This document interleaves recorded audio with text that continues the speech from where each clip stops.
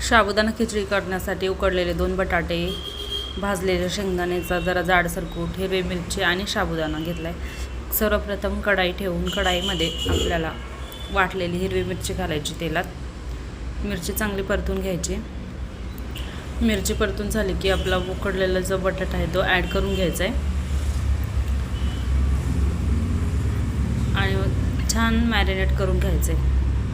बटाटा आणि मिरची चांगली सॉफ्ट झाली की आपल्याला साबुदाण्यावरती शेंगदाण्याचा कूट आणि मीठ चवीनुसार घालून घ्यायचं आणि हे मिश्रण आपल्याला कढईत आपण जो मिरची, बटाटा आणि तेल टाकलं त्याच्यामध्ये मिक्स करून हलवून घ्यायचं चांगलं। जोपर्यंत साबुदाणा सुटसुटीत होत नाही तोपर्यंत आपल्याला मंद आचेवर परतून घ्यायचं आहे। जितका साबुदाणा तुम्ही परतून घ्याल आणि त्याला जोपर्यंत लालसरपणा येत नाही तोपर्यंत साबुदाणा परतून घ्यायचा। अतिशय टेस्टी लागतो चवीला, असा एकदा बनवून बघा। आमच्याकडे जिरं, कढीपत्ता, लिंबू असं उपवासाला खात नाहीत म्हणून मी ह्याच्यामध्ये काही घातलं नाही। तुम्ही खात असाल तर तुम्ही घालू शकता। बघू शकता आपली खिचडी तयार झाली।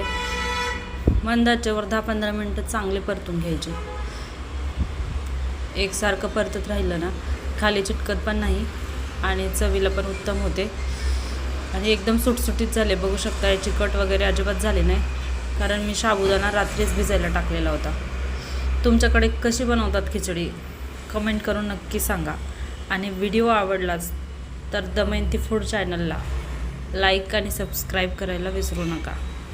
हे बघा झाली की नाही सुटसुटीत आपली साबुदाण्याची खिचडी महाशिवरात्री स्पेशल।